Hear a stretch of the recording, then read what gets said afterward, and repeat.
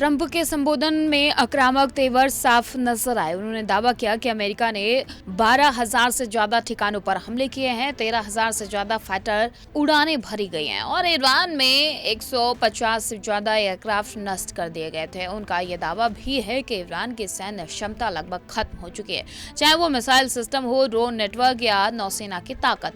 Trump ने दो टूक कहा है कि ईरान को किसी भी कीमत पर परमाणु हथियार बनाने नहीं दिया जाएगा। उन्होंने ये भी जोड़ा है कि अमेरिका मिडिल ईस्ट के तेल पर निर्भर नहीं है और इसकी अर्थव्यवस्था दुनिया के सबसे मजबूत स्थिति में है। लेकिन क्या इतनी बड़ी तबाही के बावजूद ईरान पूरी तरीके से कमजोर पड़ चुका है?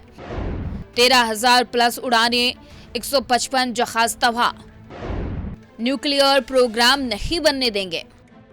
दूसरी तरफ इस्लामिक रिवोल्यूशनरी गार्ड्स कॉर्प्स यानी कि IRGC ने इन सभी दावों को सिरे से खारिज कर दिया है।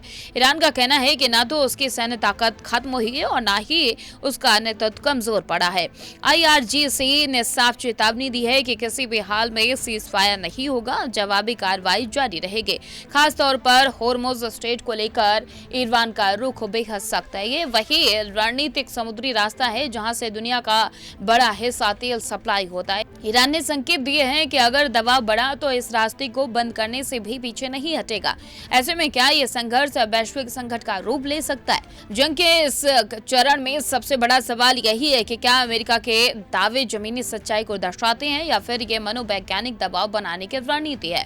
ट्रंप का कहना है कि ऑपरेशन लगभग पूरा हो चुका है और बहुत जल्द अंतिम चरण में प्रवेश करेगा, लेकिन साथ ही उन्होंने ये भी साफ कर दिया है कि जंग अभी खत्म नहीं हुई है और आने वाले दिनों में और बड़े हमले किए जाएंगे। अगर ईरान की सैन्य ताकत वाकई खत्म हो चुकी है तो फिर लगातार हमलों की जरूरत क्यों पड़ रही है? और अगर ताकत बाकी है तो क्या यह संघर्ष और लंबा खिंच सकता है?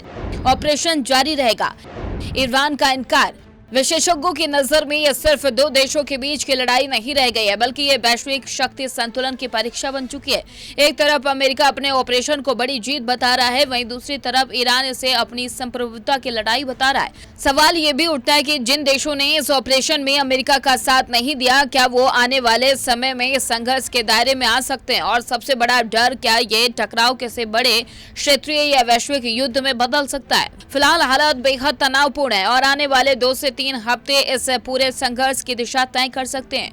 एक तरफ अमेरिका निर्णायक जीत का दावा कर रहा है तो दूसरी तरफ ईरान झुकने को तैयार नहीं है। ऐसे में यह जंग सिर्फ हथियारों की नहीं बल्कि रणनीतिक मनोबल और वैश्विक दबदबे की भी बन चुकी है। अब देखना यह होगा कि क्या यह टकराव किसी समझौते की ओर बढ़ता है या फिर दुनिया का एक और बड़े संकट की ओर बढ़ रही है।